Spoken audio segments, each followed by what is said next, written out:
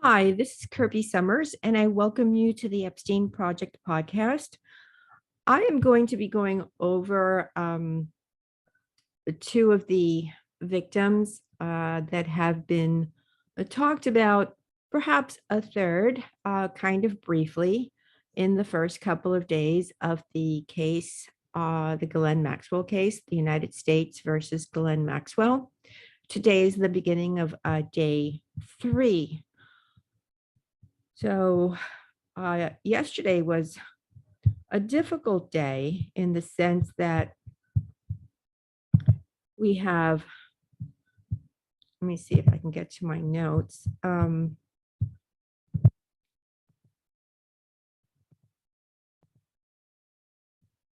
Trying to get to my notes. Okay. Oh, hey, like the video, subscribe. So yesterday, as you know, there are 4 victims in this case. One of them is Annie Farmer. She's the only one of the 4 who has given permission to be able for anyone to use her name, and that's very brave of her. We heard from Jane Doe. They're all Jane Does. They're kind of named Jane Doe 1, Jane Doe 2, Jane Doe 3. And but so this one was, she was on the stand. She met Jeffrey Epstein and Ghislaine Maxwell during the time she was at Interlochen. That's the summer camp, the same summer camp, by the way, that Jeffrey Epstein went to when he was a young teenager. I believe I have a photograph of him on Twitter when he was, I think he was around 14. So kind of the same age that Jane Doe was when Ghislaine Maxwell pretended she was Jeffrey Epstein's wife and made small talk with her. They met her at an ice cream parlor and they chatted her up, found out that her father had died, approached her mother. And here is the mother believing, oh, wow, this is a wealthy, powerful couple who are telling her that, oh, we take an interest in teenagers and we're willing to help your little girl. And we can do X, Y, and Z. And of course, this is the same pretense that Ghislaine Maxwell and Jeffrey Epstein used with the parents.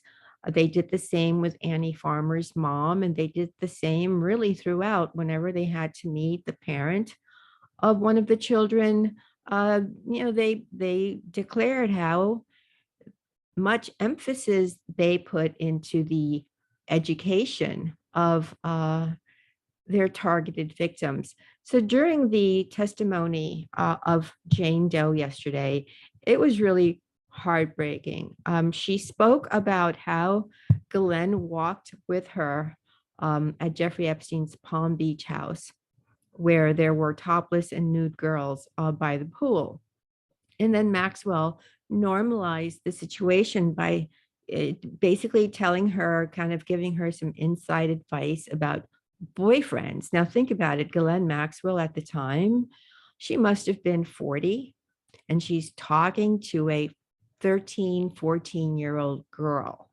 And she basically says that once you have effed them, you can always F them again because they've been grandfathered in. So the little girl didn't really understand what grandfathered in was, and she laughed. She went on to say in the court yesterday that Epstein and Maxwell dropped names like Donald Trump, Bill Clinton, Mike Wallace. Now, the reason that the Mike Wallace name would have struck a chord with this victim is because Mike Wallace also attended Interlochen. And if you search, you will find that Mike Wallace would go to Jeffrey Epstein's home in Manhattan on a yearly basis, where Epstein would have these get-togethers, parties for the alumni of Interlochen, which is interesting that Epstein would have such a position where people would show up on a yearly basis, which gives me some ideas as to what the school might be about. And I'll leave that for another show. By the time she was 14 years old, Jeffrey Epstein raped her for the first time. And she described it in graphic detail, and it was heartbreaking and very horrific. She explained that they were talking outside by the pool, and one minute they were talking about her school, and he's basically saying, well, you know, when the opportunity comes, you're going to have to be ready. And then suddenly he takes her inside the pool house, and then he pulls down his sweatpants and he gets on top of her, and then like he leaves. So you have to think about this. This is a 14-year-old who has never had any kind of contact like this before, ever. So immediately she's traumatized. So she basically said on the stand yesterday that she was frozen with fear, that she had never seen, you know, the private part of a man before.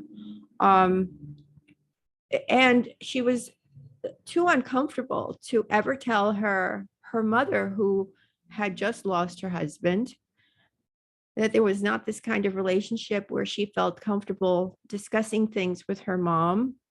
And so that the abuse really continued for years. But, you know, at that moment, when you're that age, that's going to completely mess with your head, because obviously you're going to internalize and think that you brought this on yourself. And of course, I've heard this from victim after victim after victim, and even I experienced it. You know, what did I do? What did I do to deserve this? What did I do to signal to this predator that it was okay for him to do this to me?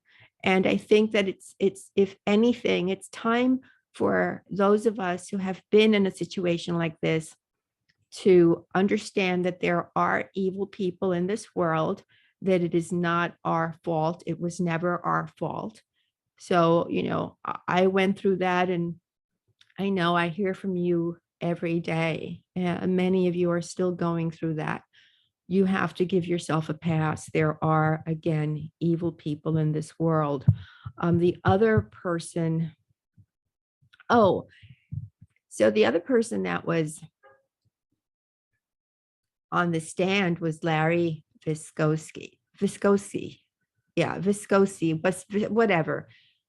I think you guys know who I mean.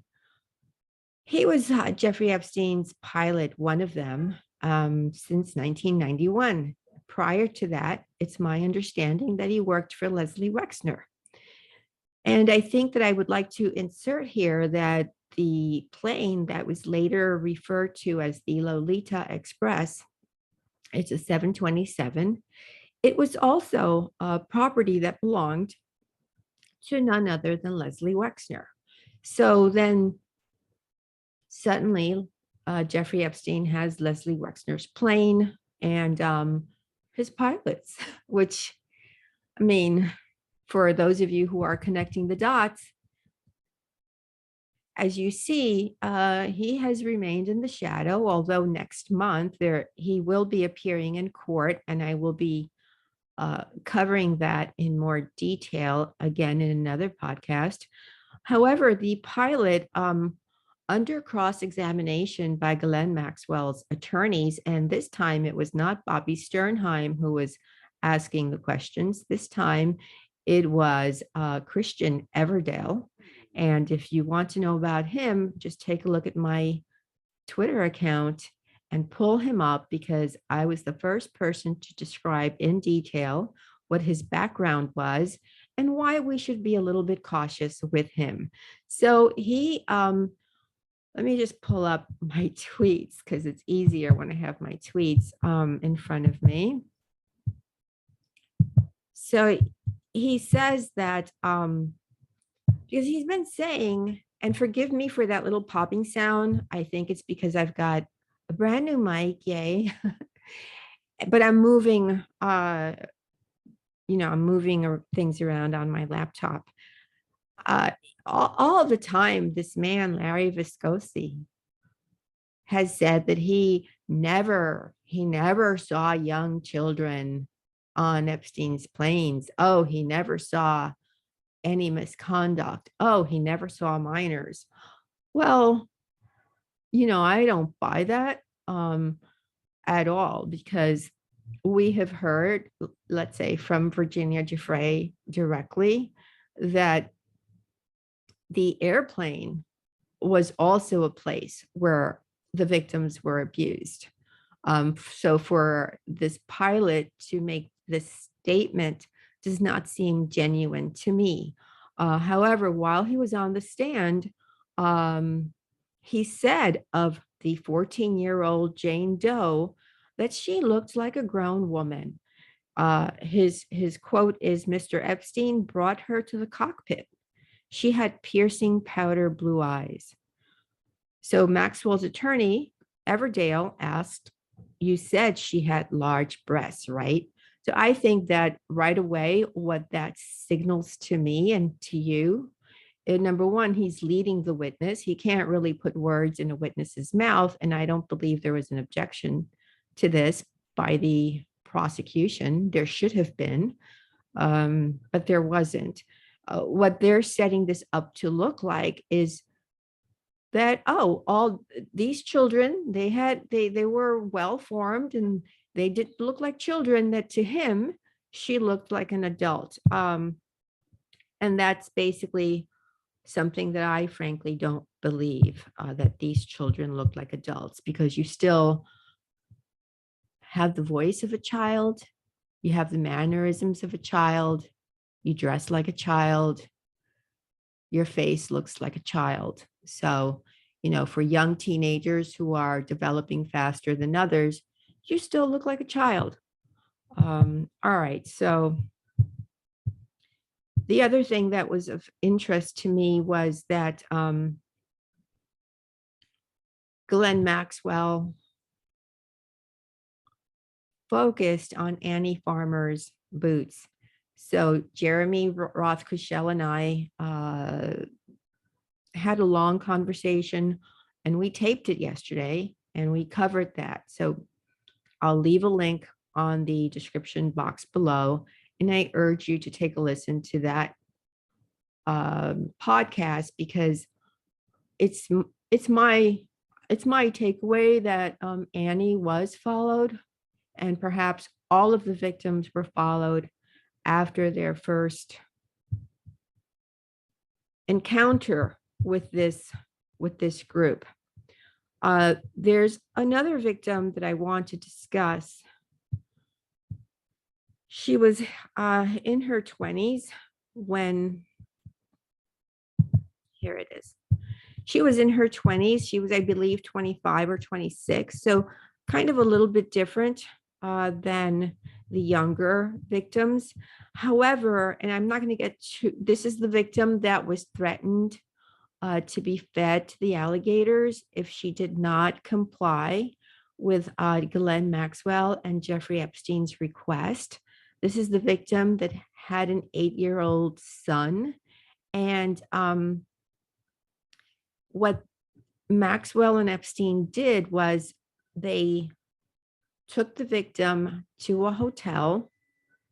It was while they were en route to the hotel that they stopped the car and made her look at a body of water and threatened her, and basically said something like, if you don't do X, Y, and Z, you're going to end up in there like others have.